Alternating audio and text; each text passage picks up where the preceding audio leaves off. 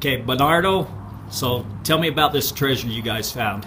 Okay, so let's just hear the whole story. Okay, this happened in 1998 in the north part of Mexico, this state called Chihuahua. To start with the story, pretty much was that I had a good friend of mine at school.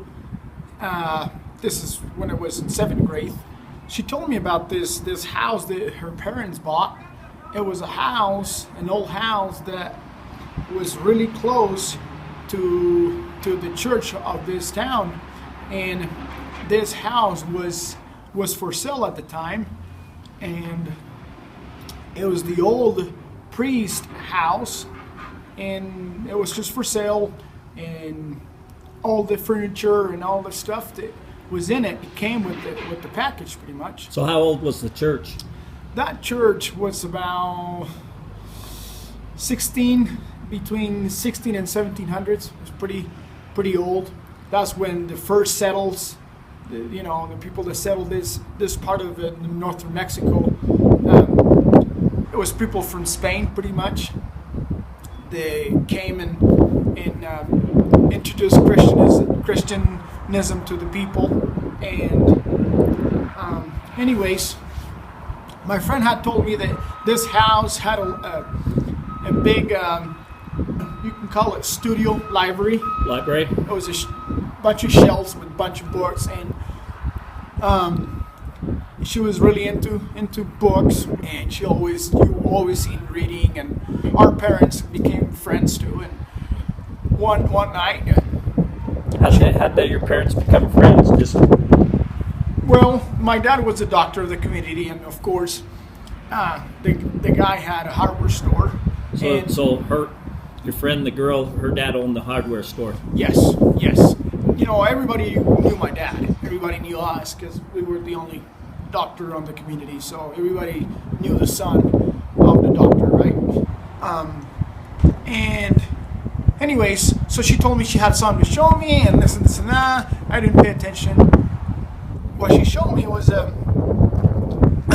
she read a couple of books, but on this particular book, right on the front, the first page of the book had a note that it said that if you follow my numbers, you'll know my secret. And we thought, probably something wrote it just in there. And she goes, she kind of wanted to tell me there was more about it, but I didn't really pay attention, listen to her. Anyway, time went by. How old were these books in this library? Are they old? They were really old. Like what, 1600s, 1700s? 1600s, 1700s. So the books was really old. Really old, and it looks like this guy liked to. The guy that owned the house, he loved to read. You can see all the shelves really nice, and you can see all the wear of the books, on the corners, on the edges and stuff. And there was books about all you can think of, a lot of Christianism and churches, and there was a book, there was a series of books, about 11 to 12, they're long series about a lot of the astrology and science. All kinds of things. Anyways, so time went by, and she was so excited one day, and she told me, "Hey, I found this other book that has numbers." And then, okay. And I said, "What do you mean?" "Yeah, the front page has numbers." And we thought, holy cow, the first book she found, it says that if you follow these numbers, you'll know my secret, right? And we thought, okay. So she goes, you gotta come home. I don't want to bring it to the school because my dad won't let me, and this, now I'll get in trouble. So one day I go to her house, and she's like, you gotta see this. So we found the book, and she said, this is the numbers, and there was 3 rows with 3 sets of numbers. Okay, so total it was 9 numbers, and each number each set of numbers had 9 numbers. So we tried to figure out what it was. We couldn't figure it out until a couple days later, I guess. We found that the first 3 numbers were related to the page of the book. Every time you open... Of that particular book that the numbers was in, or a different? No, just on that book. Just on that book? Just on that book. And the reason why is she went through the book really fast, and one of the pages had a little highlight section, and she goes, "Oh, this is 249," and okay, we went back to the numbers, and here it was. 249 was one of the first numbers, the 3 first numbers, and then the rest of the other 6 numbers were rows. So you go to row number 6, and you can see where he slightly highlight this word, and sometimes it was a sentence, like 3 words together, or sometimes it was just one word only. So you'd find that page number, and then there was highlighted words on that page. Right. And so at this point, we're like, holy cow! I mean, we got so excited, and we thought. So you're thinking this leads to a treasure, gold, or something? Of course, because so you're on a treasure hunt. At that time, all these people, that gold was a currency pretty much. They changed gold all the time, and the priests had a lot of control over the people. The church had a control over the people. They always gathered all the money. I mean, that's when I really became really interesting on it, right? And we decided to tell this to our parents because we were kind of so excited. And we told them what we found, and they kind of, they believed a little bit, but they kind of, it's just simple numbers and whatever. Anyways, one day she goes, "I found the 3rd book." "What do you mean?" "Well, there's a book with numbers again." And it was just different, somewhere by the corner. The first book we found was on the right-hand corner, and then the one in the middle, and then the one over there on the other corner. Anyway, so she's so excited. We look into the numbers, and we start writing all the words, right, according to the numbers. We write all the words. Nothing makes sense at all. Nothing.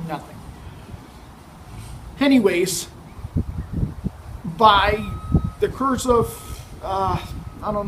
5 weeks, there was 9 books that we freaking took from this library. They had numbers. Anyways, the last book had a really interesting puzzle, because on the book that said that on the words on the last row that said that you had to go to the final. You got to go to the final page. And that's going to be my secret.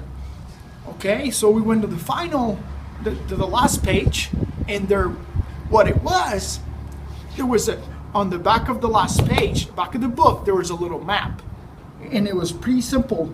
It was half of a square, like 2 C's together, and then 2 C's together, and then in a straight line, a little L, and then right there was a dot with the next.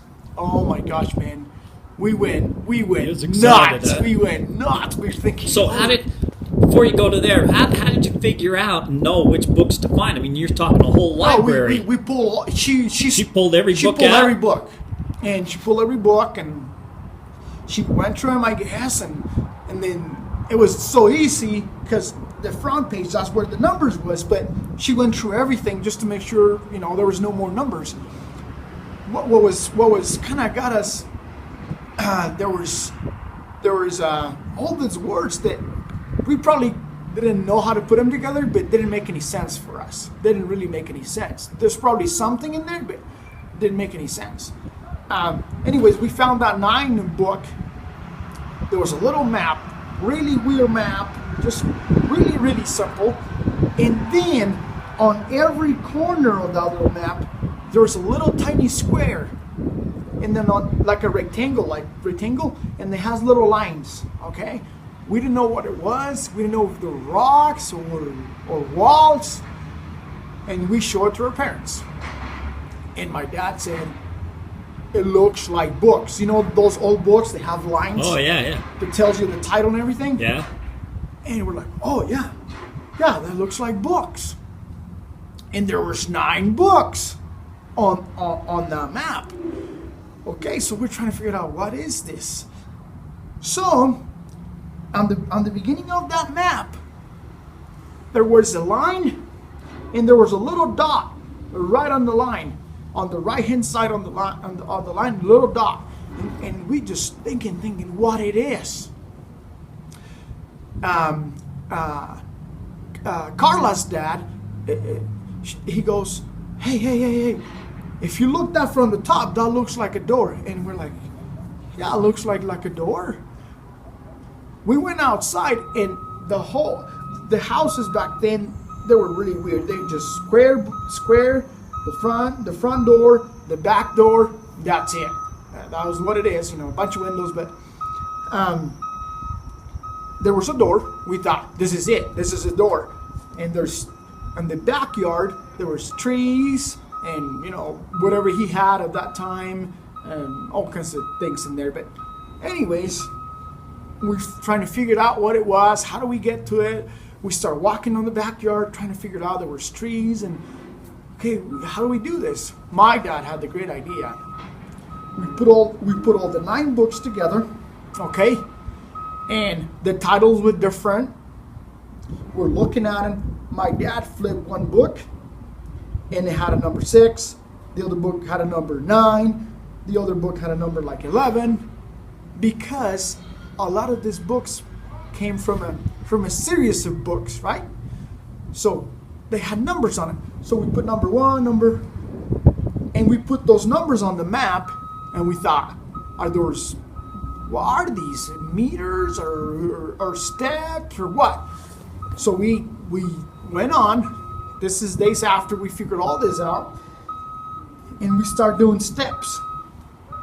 And right as we're doing steps, north, south, and east, and then south again, and all this, and they always will lead to the freaking tree. There was a tree, big one.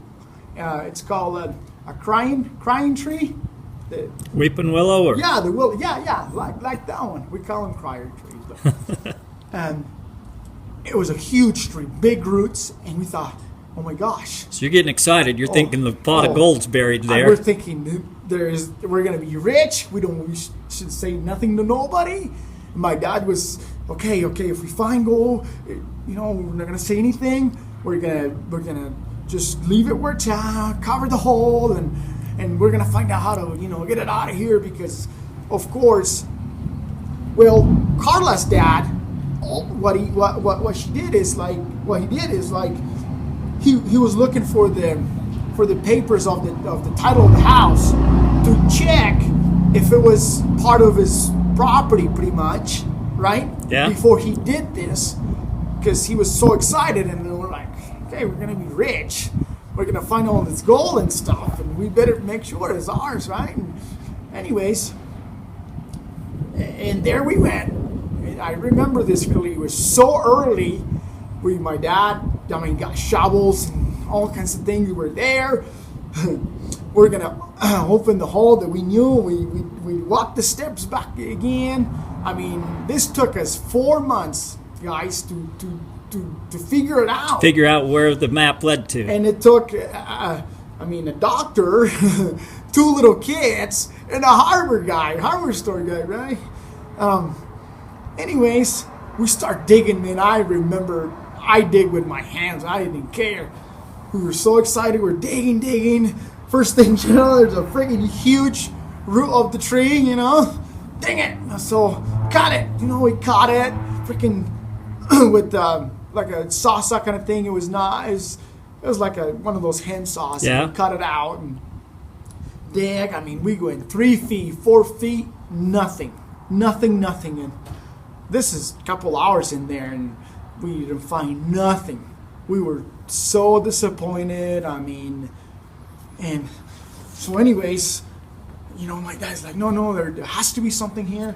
He walks the little map back on, and we're thinking, okay, so in front of the tree, on the side of the tree, where? So we dig another hole, right beside it. There was a big root right beside it, or kind of like this way, because I don't know, we counted steps like, just foot by foot, and it didn't work. You have to be like just a long, regular steps. Regular steps till you get to it. So my dad's like, okay, if this guy was a big guy, he should have done this. If this guy was a smaller guy, he should have done that, right? Yeah. Because it's just different Right. measurements. Right. So we did different, and we come up with another location. We dig. This is days, probably 2 days later. We cover the other hole. We dig in there. Nothing. I mean, at that point, we were disappointed, and we know what to do. And we know we just were following something that didn't exist, right? Anyways, Carla had the great idea. She goes, okay, we all gonna walk on the same path. You're gonna start from the door, we all gonna walk. We as our kids and our parents, the same map. And then we all kind of, one guy, my dad was right here, I'm right here. She was a little behind me, and her dad was over here. And she goes, right here, somewhere in the middle. We have to dig in here. We haven't dig in here. And we asked, why? She goes, probably is because the guy was shorter, or he was not like my dad, or like me. He was right between it. We thought, okay, that's fine. We dig, and then we hit something, and it sound like hollow, sound like like we hit something, and we were using that big bars, and then you can see coming out from the dirt a little piece of that cow skin, like some skin, really dried, really like. We kind of got scared. We thought it was a freaking body or something, Yeah. Holy crap. And my dad's like, no, don't touch it. And we kind of went around. Next thing you know, it's a piece of perfectly round piece of wood. 2 pieces of wood, okay? Like going in together. Yeah. And then on one side, it had like a rope, and the other side had a rope. Oh, man. Your heart's pounding, huh? We were freaking hell, looking everywhere to see if they were looking at us. And the good thing about this house is that everybody lived so far, then, they couldn't tell what they were doing, but we were kind of, worried about. Anyways, we dig it all out. We started digging around, see if there was more things. And there it was. There was about, I don't know, 1.5 feet. About 3 inches, 4 inches. It was a time capsule they had, pretty old. It looks like they wrap it with the cow skin around it, and they just strap it with the same cow skin rope on it. And of course, it was so old. It was old, like. It had to be eaten out by some bugs or something, worms or something, because it was falling apart. It was falling apart. You can tell, just from being in the ground, probably. But yeah, right. Yeah. And it was wet, and it stunk. And we're thinking, okay, what is it? Next thing you know, my dad goes like this, and he goes like this, and he goes, "There's something inside, And so he goes, "We got to get out of here." So we took it. We go on and inside her house, and okay, we're all nervous, and he grabs some pliers to cut it apart, and then you can see that there was mold all around the wood, and he took it apart, and right where he was gonna open it, couldn't do it. One of the kind of like the end of the wood come out, and he didn't even end up opening. What he did, he just shaked it, and there it was. 2 pieces of paper, just all pieces of paper, with wax around it, like some type of grease or wax around the paper, To protect, so that protected the paper to then, protect huh? the paper. From water or whatever. Anything, you know. So you're thinking, man, that's a treasure map. This is a now. treasure map. I mean, we're going from there. We at that point, man, we didn't care because we had spent so much time and numerous hours and nights trying to figure all these things out. We took it apart. We opened it, and the freaking thing kept coming, rolling into it. But it was so fragile. So my dad went like that, put a book in that hand, put a book in one hand, and it was. You can tell it was the pen that you used to dip and, with the quill and write, right? And we looked at it, and we didn't understand nothing. We didn't. My dad. Your dad could understand. He could.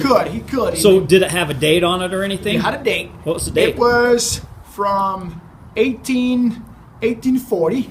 1840 was the date on 1840.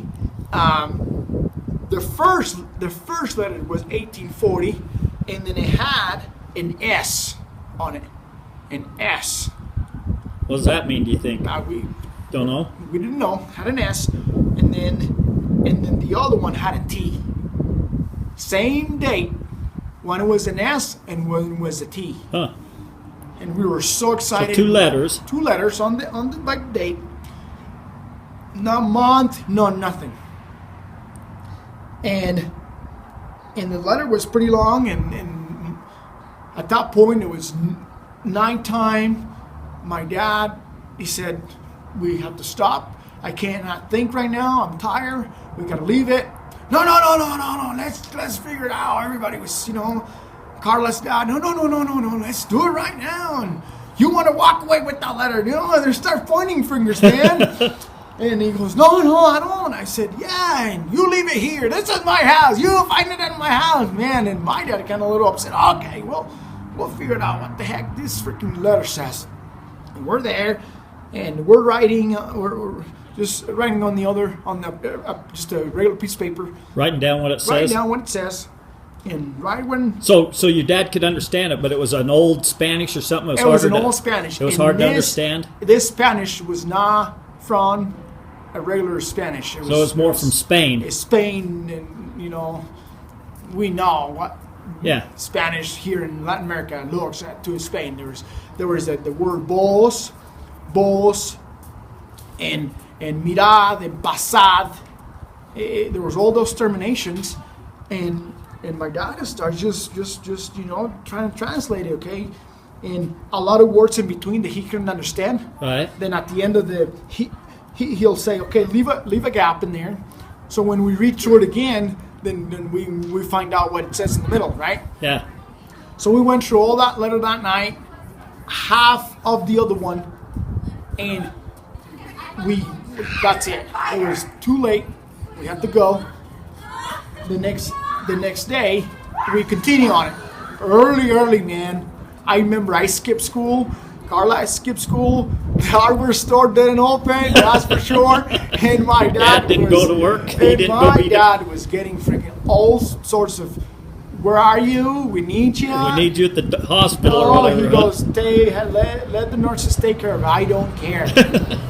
Okay. Anyways, guys, this letter had, my dad was like, this is more than a treasure. This is more than a treasure. It's a murder. This guy was a serial killer, was a murderer. Why? Because we were writing, but we were not kind of putting everything together. He was understanding what he's trying to say. Yeah. And by the end of the second letter, we start reading through it. His guy was Miguel de la Corona, and he was a priest of this church back in the 1800s.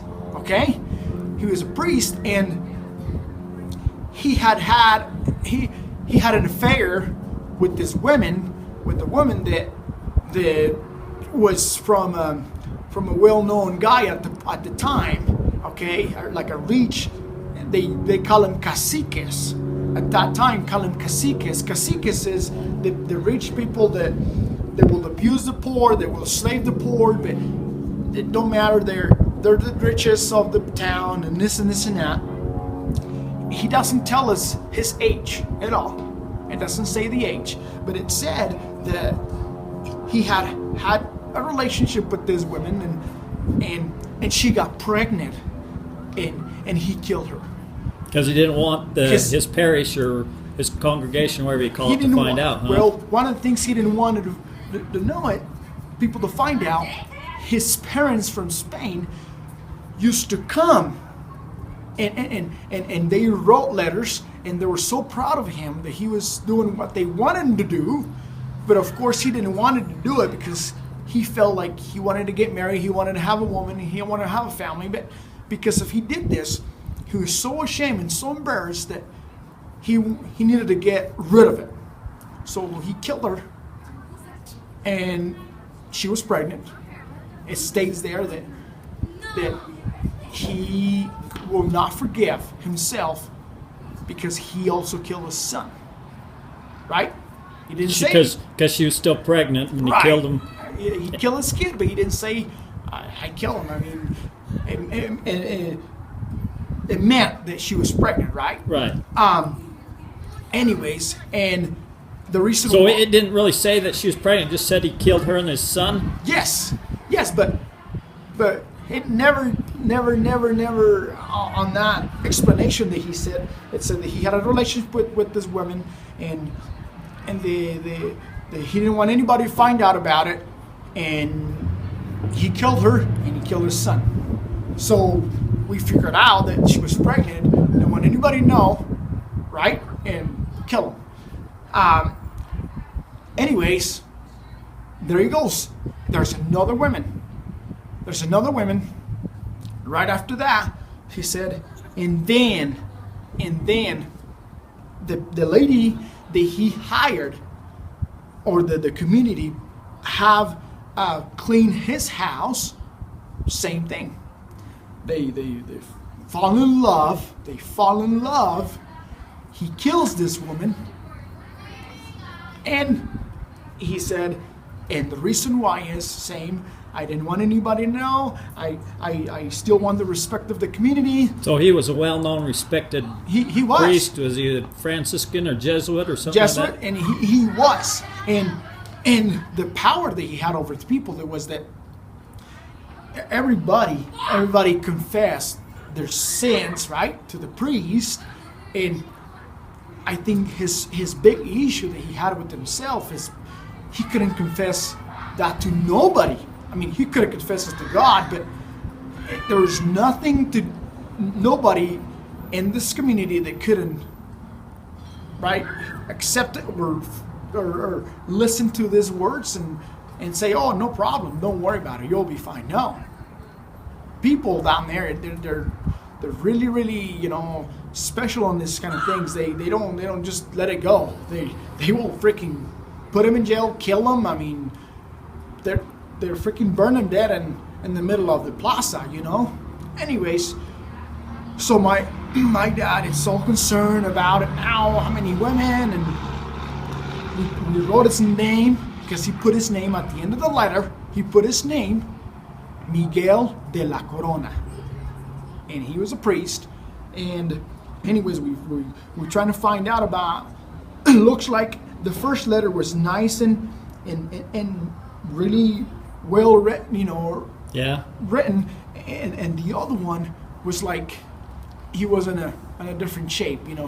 He was really in a hurry and trying to just write all this stuff that he wanted us to know, or somebody to know, and he just ended up 1.5 and didn't even finish the letter. The letter wasn't even finished. No, just like somebody walked in or knocked or interrupted him or something. Yes. Huh?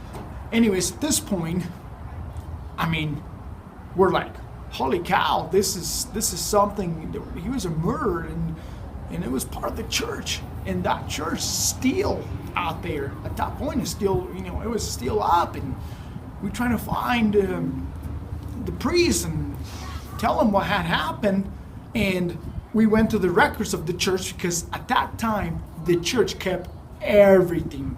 They kept the records, the baptisms, everything, and we found that he died. It was I think it was 62 or 72. 1862. Yes, 1862.